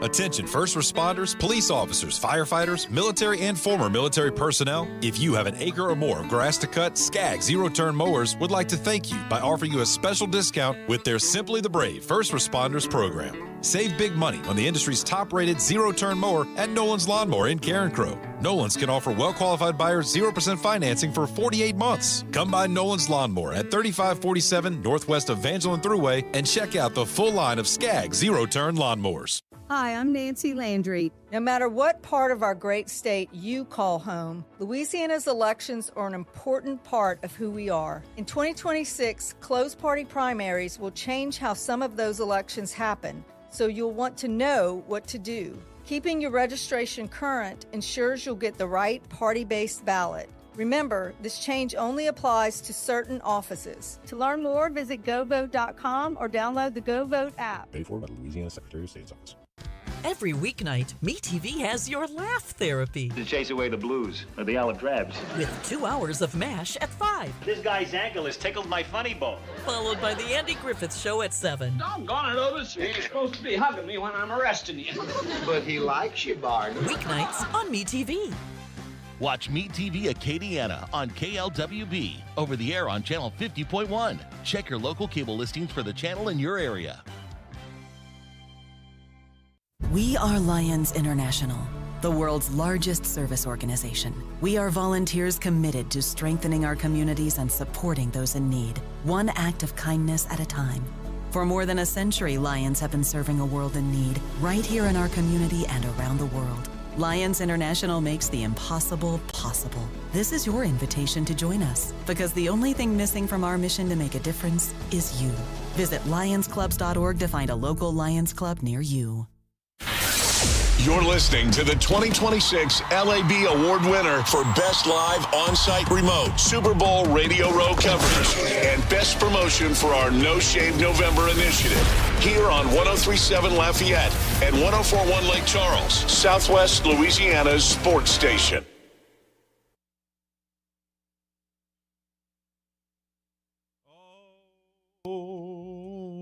If you want to call in, the ESPN hotline is now available. I have Paul text me at random times during the day. Hey, man, can I call in today? Bruh, you can call in whenever you'd like. Now, depending on if we can get you on. Right. Unless we have a guest on. But if you want to talk to us about baseball, about the Louisiana Raging Cajuns, about the NBA playoffs, NHL playoffs, we don't care. Give us a call. Now's the time to do that. ESPN hotline is open. 337-706-0111. That's 337-706-0111. While we have a moment waiting on people to call in to chop it up with us, if you want to know about all four teams that are headed to Starkville for the NCAA Regional there in Mississippi this week, with Mississippi State, Cincinnati, Louisiana, and Lipscomb, you need to go check out our regional preview. Our guy D-Lo has posted that. That's available right now at ESPNSouthwestLouisiana.com. That's ESPNSouthwestLouisiana.com. That way you can be the most up-to-date knowing about this weekend's NCAA Regional in lovely Stark Vegas. Also, we're keeping an eye on what our friends at LSU Eunice are doing. The Bengals, remember, they lost their opener at the JUCO World Series out there in Colorado, but they survived in advance. They took down Wabash Valley. We have a story about that as well on our website. You can go check that out, and we'll see if Jeff Willis's squad can continue making ground, keep surviving and advancing, so to speak, there in the JUCO World Series. Let's head out to the ESPN hotline. Welcome on Reynolds, who's been patiently waiting. Reynolds, good day to you, brother. It's been a hot minute, as they like to say. How you been, bud? I've been doing good. Got off of work a little bit early, and I put y'all on, so I said, let me call in and give my 2 cents. Go right ahead, bud. What you want to talk about? With the AI pitching and MLB with the strike zone, have they come up yet with a data that says how many were wrong and how many were right? I really would love to know that. I don't think it's completed data, right? And I don't think it's certified data right off the top of my head. It is going to be interesting moving forward here how this is going to work. And you're talking about the ABS system, of course. Yeah. I understand what they're trying to do because they're trying to make it to the point where we're not having egregious calls, right? And the problem for so many, in particular with baseball, is, we get the camera angles that Blue does not get, right? Blue is behind the plate. He's behind the catcher. Yeah. And so he sees the best that he can see. And I'm not defending umpires because there's a lot of there's a lot of them that are bad. But he's not getting the camera angle from left center field that can zoom in to know exactly where the ball is being placed at. And if the ball drops too much, all of a sudden it should be a ball, but it looks like a strike to the Blue. So I understand what they're doing here. I do wonder, though, to your point, is, once again, this is computer programming that is created by humans. Humans are flawed. So in theory, despite it being, AI, it can still be flawed, right? So that's that's the thing that I wonder about moving forward. And the other thing I was wondering about is, to me, if you're really targeting that strike zone, and now, do they have unlimited challenges in the MLB? I do not believe we're going to look that up for you. I don't think it's unlimited challenges. Colleges are going to have 2, I think. But to me, if you're really reinforcing that strike zone and making the, reining in those umpires, because good as well, some of them had a wide strike zone, a high, a low. So now they're reining it in. I would think the offensive numbers would be going up. Because now you're forcing that pitcher to go more into the strike zone than trying to sweep them left or sweep them right. I would think that strike zone would really narrow. And now I would really like to know the data on that. But I would think that the offensive numbers would be going up because of it. So I looked it up. There is not an unlimited amount. Each team starts with 2 challenges. And if your challenge is successful and you overturn the call, you get to keep it. But if you miss it, you lose it. So it's basically 2 strikes and you're out type of sense. Otherwise, you just keep going until you run out. So not unlimited, but to your other question, Ronald, and it's a good one. The problem is that we have so many guys now that because the game has evolved or devolved, however you want to view it, when it comes to hitting, right? No one hits 300 anymore. There's no such thing as contact hitters. Like the era of like Tony Gwynn and like Ichiro is gone. They don't exist. So it's either feast or fathom now. So even with the strike zone, the hitters are trained in a way where they're still just trying to hit home runs. And they're okay striking out. So it'd be interesting to see what the data is down the road if it does make a difference. But thanks for the phone call, buddy, and enjoy the rest of your day and enjoy your summer. All right. Yeah, y'all have a great day. Bye. Yeah, if we still had hitters like we did when I was a kid and a young adult, where you had guys that made a living from getting on base and advancing runners, that I think maybe they would be able to take advantage of it. But we have so many guys that are just coming up through the minor league system and being developed to not care about striking out and not caring about making contact. The only thing they care about is hitting doubles in the gap or hitting home runs, and that's it. I do have a bunch of numbers for you, and for Reynolds, on the ABS challenges. Go ahead. What you got, buddy? So if we want to look at it from a team perspective, we'll use as an example the Houston Astros. From a batter challenges percentage and success rate, they are third at 59%. For the pitcher-catcher challenge success rate, the Houston Astros are at 28th at 48.2%. And if you look at it from a total perspective, just a tad under 54% success rate, which is 12th out of 30 in the MLB. So interesting. The pitchers are struggling with the challenge system, but the hitters, the lineup for the Astros have a far higher success rate of challenging. Yeah, and if you want to look at it from the batter's perspective, the player that's challenged the most times is Sal Stewart, that's in the top 20, and he's gotten 11 successful challenges, which is just under 58%. So far, 100% is C.J. Abrams from Washington. He's gone 7 for 7. So he picks and chooses spots, but he gets them right. But it varies, and overall, I saw that when you do a quick overview, you're looking at a 54% success rate when it comes to the ABS challenges on whether you get it right or not.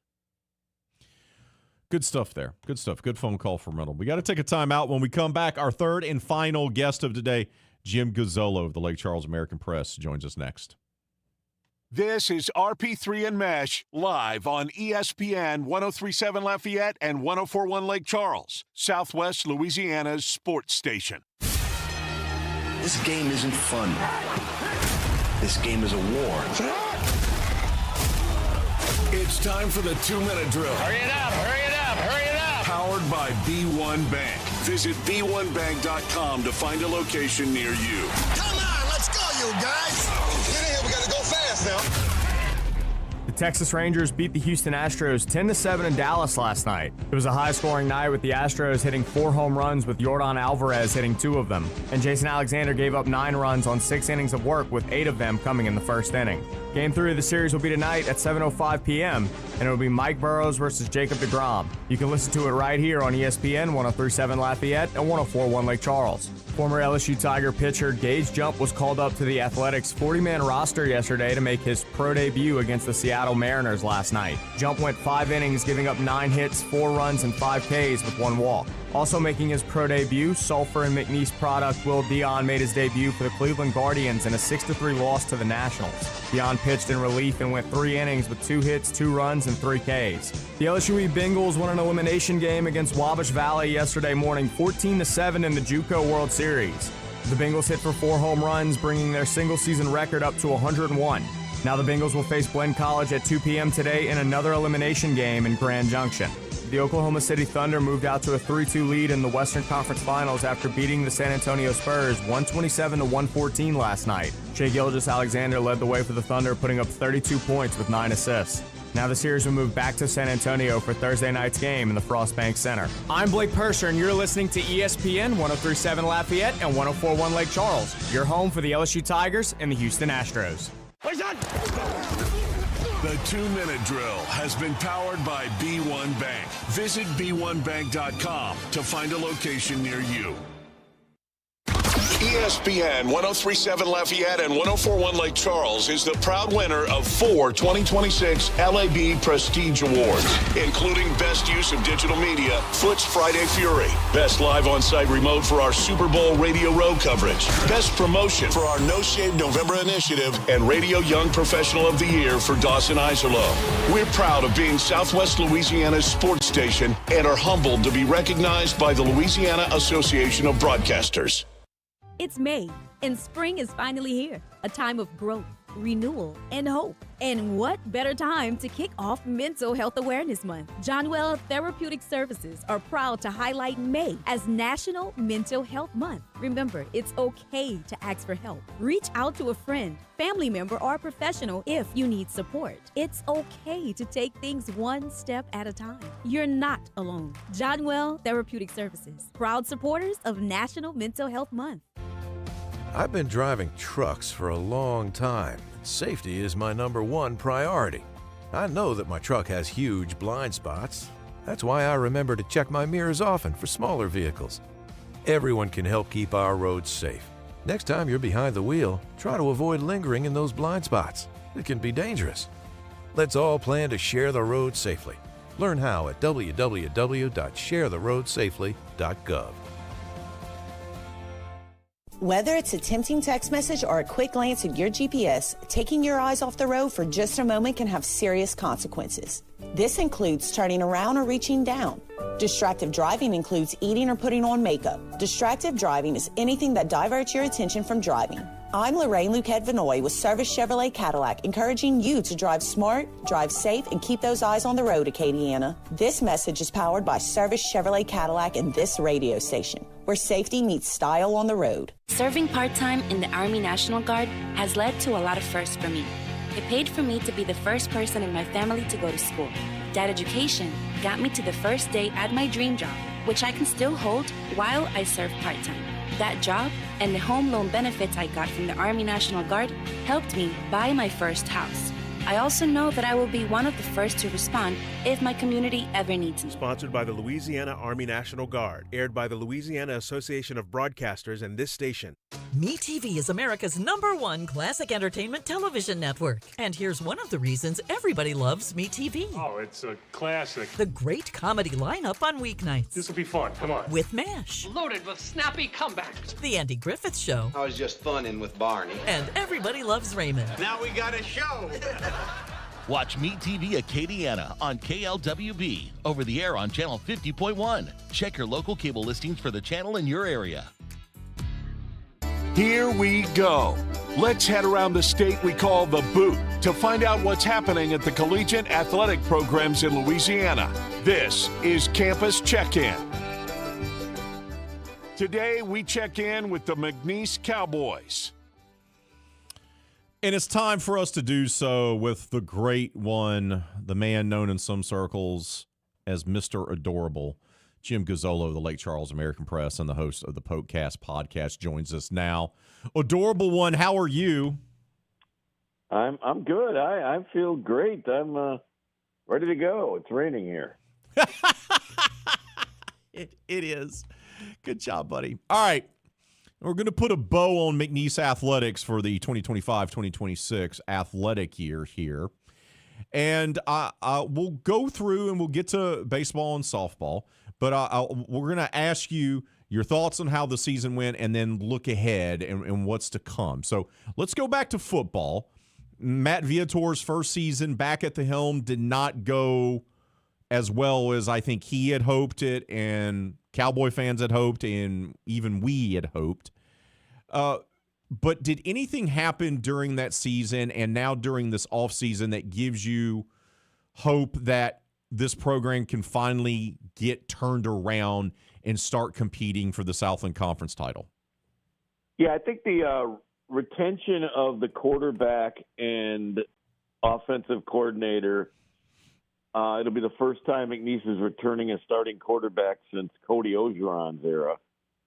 So I think that gives you a little hope. I think they did a pretty good job hitting the needy spots in recruiting, and I thought they played well in the back half of the year against the conference.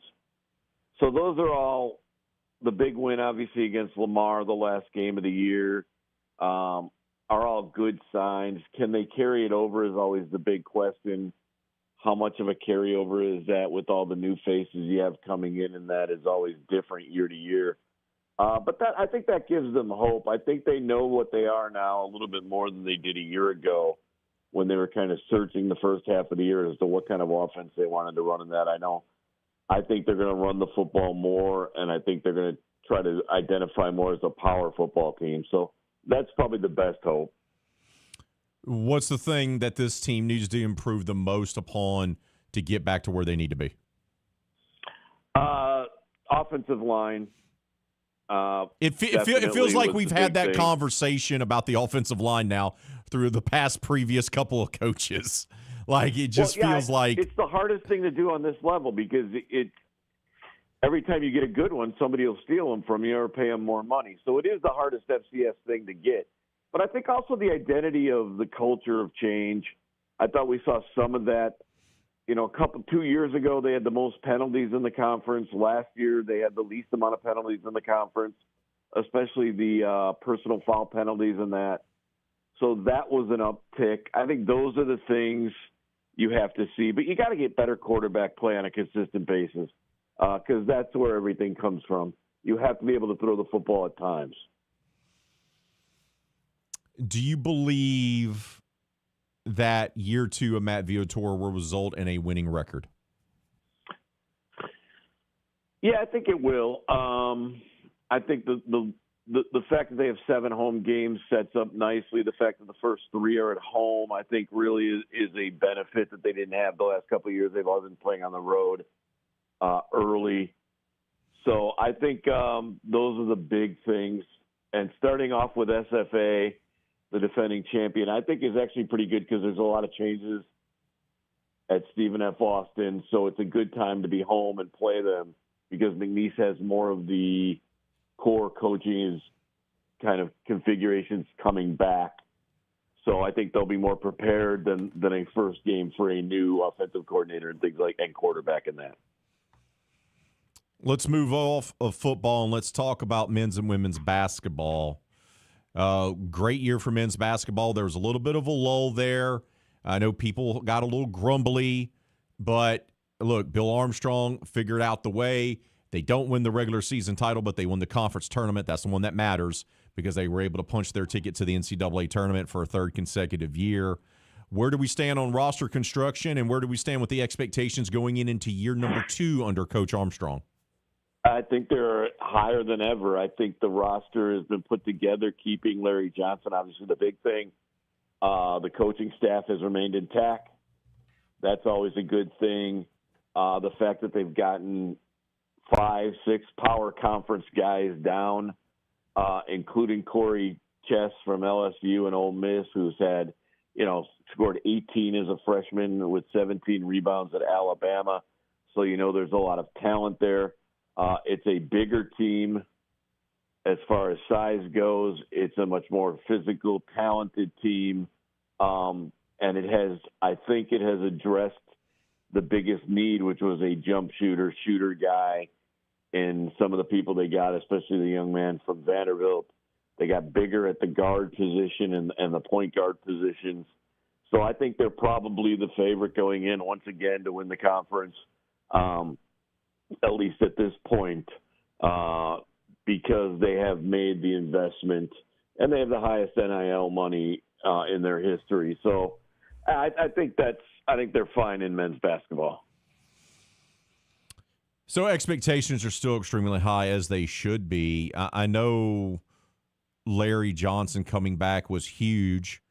Who's going to be, though, the guy that they're going to lean on here to be that veteran presence? They had 2 guys that they've had the last 3 years or so that were able to provide that. They're not there now.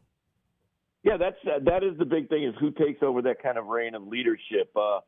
Can you count on a guy like a Corey Chess who's had success at bigger programs? What can he do? A couple of the guards that are senior and graduates are coming back. But yeah, there's not there's not an awful lot of returning firepower outside of Larry Johnson, nor is there a lot of minutes besides Larry Johnson that's been played. When you think about it as far as in McNeese goes. But there is the guys they've gotten have, for the most part, played and been in bigger situations. I think that the 2 guards that I really want to see as I quickly try to, is obviously Elijah Moore from Utah.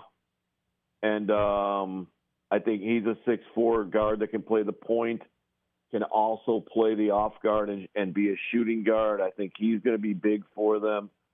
I think Dean Vines is the jump shooter we talked about. I think they'll lean a little bit more on Carl Shefferns, who's coming back, as kind of that leadership role as a senior who's back. He may not get as many minutes, but he was always a calming influence on the court. And then I think really let's see what the Delquin Warren does from Mississippi State. Also, he's had minutes not only at Mississippi State but other places. I think the ball will be in his hands a lot also, as far as more of a traditional distributor, which they haven't had the last couple of years. They've had more of a shooting distributor. So it might be a little different look, but the key is to get Larry Johnson and Corey Chestnut the basketball. We're talking with Jim Gazzolo, the adorable one from the Lake Charles American Press, talking McNeese Cowboys and Cowgirls for our final campus check-in of the day. Jim, looking towards the Diamond Sports, and we'll start with baseball since their season just came to an end. They had a great chance of being able to punch their ticket as well to the NCAA tournament, just fell short and ended up getting swept against Lamar. Looking at that series compared to how they did in the first part of the Southland tournament, it felt like the bats kind of went cold at the worst time in a pitcher's park, and not only that, but it just felt like they didn't bring their best A game when it mattered the most. They did not play a good first game. The second game was a really well-played, well-pitched game between the two best pitchers in the league. So that was a 2-1 game that could have gone either way. They had the winning run on first base in the last inning. So that was the game. The first game got away from them, whether it was the hour-and-a-half rain delay. They made a couple of errors early that led to a 5-run inning that really put the game away, and then they tried to come back a little bit, but they didn't have enough firepower. So I think that was the one bad game. Offensively, when you get into let's be realistic, that was the best pitching in the league all year, Lamar. So you knew the score was going to be different. They weren't able to manufacture the big hit, and in that park, you don't hit home runs. It's just something you don't do there. There was only 3 hit in the whole tournament, in the whole 2 games for both teams. The first day, for whatever reason, the wind actually blew out. Maybe it was because of the storms and that. So I think we saw what was flawed at them, which was a consistent offense for the most part. I think they went as far as they could go. I thought they had a good run at the end of the year, but they were always kind of an inconsistent team. So to see that end that way, I mean, I don't want to say it was expected, but it could have. You could easily see it happening how it played out. Do you think things would have changed and McNeese would have actually won if it was at the Joe? Because I've noticed with these McNeese teams, they definitely feel a lot more comfortable and feel like they have a much bigger advantage at home than they do on the road. Well, they're built for it. This was a power hitting team playing in a big ballpark against a team that only hit 8 home runs all year at home. So obviously Lamar was built to their field. McNeese was built to their field, and it played out that way with it being more pitching oriented. And McNeese's best pitcher went 8 innings and gave up only 2 runs. So, yeah, I think it would have played differently. Could they have won it? Yeah. But it would have been, we're looking at 7-5 scores instead of 2-1. Overall, with the softball team, I mean, they ended up making it to a regional, didn't go very far. They went 0-2, got swept in those 2 games over there at College Station. But when it came to the season as a whole, definitely started off slow, but got a lot better. How would you grade out the team as a whole from this season? I thought it was an interesting year in the fact that the start was so good. They got all the way to 17 in RPI, but the start of the league was so bad. That's what I think confused people. I often wonder, because they had a lot of young kids, if the fact that they had such a good start and got so much attention kind of hurt them. Because normally McNeese builds. They hit this lull right at the beginning of the conference which we had never seen before. So I think that maybe all the attention hurt them. Maybe they got a little big-headed or maybe kind of lost some focus and then kind of refocused at the right time. I think it's interesting how quickly he went out and got what he was missing. He got the kid from Barb, Papillon, who was an all-state pitcher here for Barb when they won a state title a couple of years ago. She went to Boston College, had 4 years there. Her sophomore year was really good, but injured the last 2 years. He got her as a graduate to kind of solidify and extend the pitching rotation, almost to say, okay, I know what I didn't have. It was kind of an admission of, okay, I didn't have this. I've got to go get it. So I thought that was interesting that it was something that we talked about all year, and it became obvious to him during the tournament, and that's what he went out and got. So it'll be interesting to see how that plays out. But I think that was a team that hit for a lot of power, third most home runs all year, but didn't hit for power during this 3-week stretch where everything they struggled with. They had the 13 kids suspended for a game. So they had a lot of things that kind of went on. I think this team had to learn how to win after it won so many early games. It kind of got away from them and lost. Like I said, I think it lost some focus. Well, when it comes to the diamond sports of softball and baseball, and even going all the way back to the start of football season, when you look at the expectations compared to how everything played out, do you consider this a successful athletic year for the McNeese Cowboys program? Probably more so because of the $11 million that they brought in sponsorship. You got to include that in to make anything successful. But yeah, on the field, I thought we saw a lot of growth, but we saw a lot of things that still need to be fixed. We saw some football that needs to be fixed. We saw some softball that needs to be fixed. We saw baseball needs to be a little more consistent, get a little more deeper in pitching. So I thought it was better at the end of each sport than I thought they would be. But there were some rough roads. It was interesting to see how they navigated the rough roads during the year. So it was not a smooth year by any means. Jim, we appreciate you coming on. Keep up the tremendous work you're doing over there covering McNeese athletics, and we'll get you back on soon, all right? Yeah, by the time we do, who knows? The White Sox may be in first place. Who knows? Oh, there you go, Who buddy. knows? Let's be positive about those Southsiders. Have a tremendous summer, my friend. Thank you. You guys too. We got to take a time out. When we come back, we'll wrap up today's show, get you set up for the Lowdown with D-Lo next. This is RP3 and Meche live on ESPN 103.7 Lafayette and 104.1 Lake Charles, Southwest Louisiana's sports station. Where do you go when you're looking for action? Where do you go when you're looking for fun? New friends you're gonna meet, more fun than Bourbon Street. The Big Easy, where winning is easy. Life's too short, so jump on in. Have all the fun you can. The Big Easy, where winning is easy. Hand of the Day is the new way to win at the Big Easy Casino. Each Hand of the Day equals one entry into the Big Easy Bonus Cash Drawings. Bonus Cash Drawings take place on the last day of each month.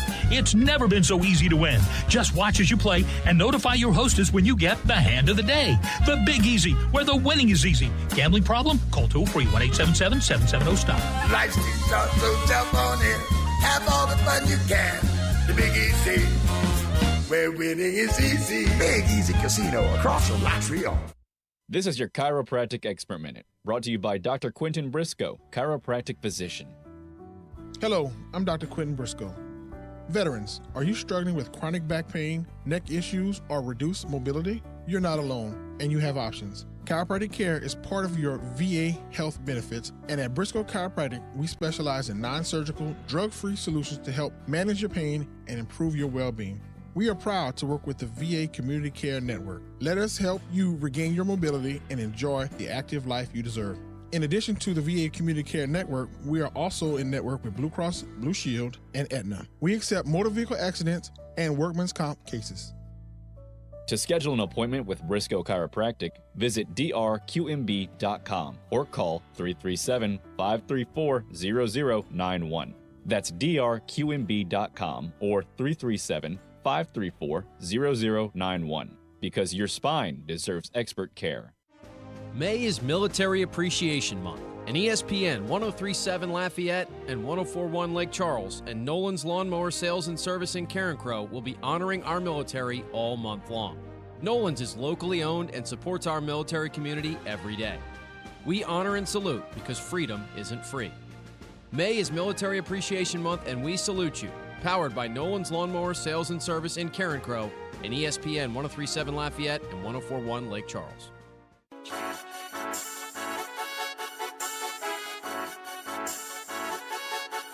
You're listening to ESPN 1037 Lafayette and 1041 Lake Charles, your home for the best local sports talk in Southwest Louisiana.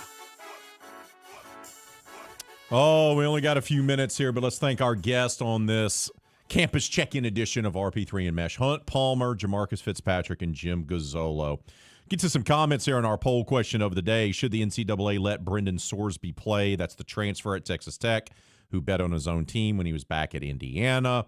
He went to therapy or rehab or however you want to phrase it. Ton says, I don't care. He never bet on opponents he was playing against. That said, he still broke the rules. So this is one that will go round and round while NCAA makes bank regardless. Yeah, that's true. JPK the OD says, when I can bet on the coin toss, it's gone too far. Sports betting is Pandora's box that can't be closed. In my mind, there are three levels to this. 1, betting on anything. 2, betting on the sport you play. 3, betting involving a team you're on. He crossed all 3 lines. He's done. John Paul, the Cajun Daddy, says, I don't care. My care level is actually lower than the play quality of Big Ten baseball. It sucks. He folded in the Big Ten baseball. He finds a way. He works at it. The man is a craftsman when it comes to Big Ten baseball slander. Boxcar says, sometimes you bet on yourself and lose. LSU dodged the proverbial bullet with this one. I don't disagree with that. Steve, our buddy Salty Steve, the NCAA is about as useless as another strip club on Bourbon Street. Anything regarding sensible judgment integrity isn't associated with the NCAA. Kai says, don't care. Very efficient comment. I like that. And Gavin says, only reason I say yes is because he never bet on an opponent of his own team. If you bet on other sports, whatever. If you bet on yourself and win, everyone, including your fan base, wins. If you bet on an opponent, you can throw a game on purpose for your own personal benefit. Thanks to all who commented on our poll question of the day. Keep those comments coming. That's going to do it for us today. Up next, the Lowdown with D-Lo. This is your Chiropractic Expert Minute, brought to you by Dr. Quentin Briscoe, chiropractic physician. Hello, I'm Dr. Quentin Briscoe.